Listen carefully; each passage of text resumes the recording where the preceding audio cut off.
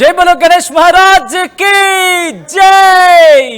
మొత్తం ధూమ్ ధామ్ అయితే కనిపిస్తోంది. ఇటు కేవలం తెలుగు రాష్ట్రాల్లోనే కాదు, యావత్ భారతావని వినాయక చవితిని, గణేష్ చతుర్థిని సెలబ్రేట్ చేసుకుంటోంది.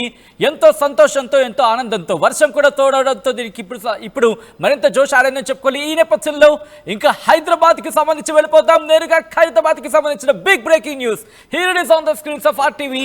గణేష్ చతుర్థి వినాయక చవితికి సంబంధించి ఖైరతాబాద్ బడ గణేష్ దగ్గర సందడి వాతావరణం నెలకొంది. గణనాథునికి గవర్నర్ తొలి పూజకు సంబంధించిన బిగ్ బ్రేకింగ్ న్యూస్ చూస్తున్నారు.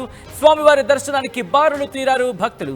హైదరాబాద్ తో పాటు జిల్లాల నుంచి కూడా భారీగా భక్తులు తరలి వస్తున్నారు. 69 అడుగుల ఎత్తులో విశ్వశాంతి మహాగణపతి. బా బబ్బబ్బబ్బా, ఆహా!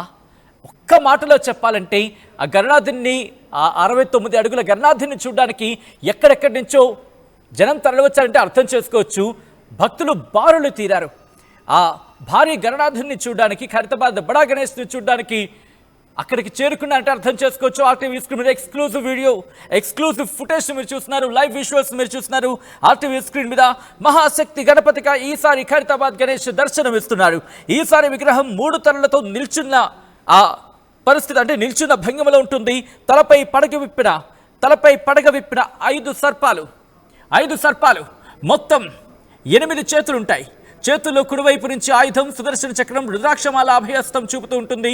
ఎడమ చేతి వైపు పద్మం, శంఖం, లడ్డు ఉంటాయి.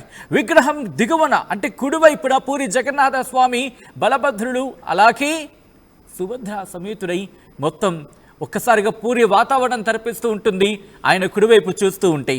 ఇక ఎడమవైపు కనుక గమనిస్తే శ్రీ లలితా త్రిపుర సుందరీదేవి విగ్రహాలు ఉంటాయి. వినాయకుడి మండపానికి కుడివైపున ఉన్న మండపం దాదాపు 25 అడుగుల ఎత్తులో శ్రీ లక్ష్మీ సమేత హయగ్రీవ స్వామిని అక్కడ కొలువుదీరారు. అక్కడ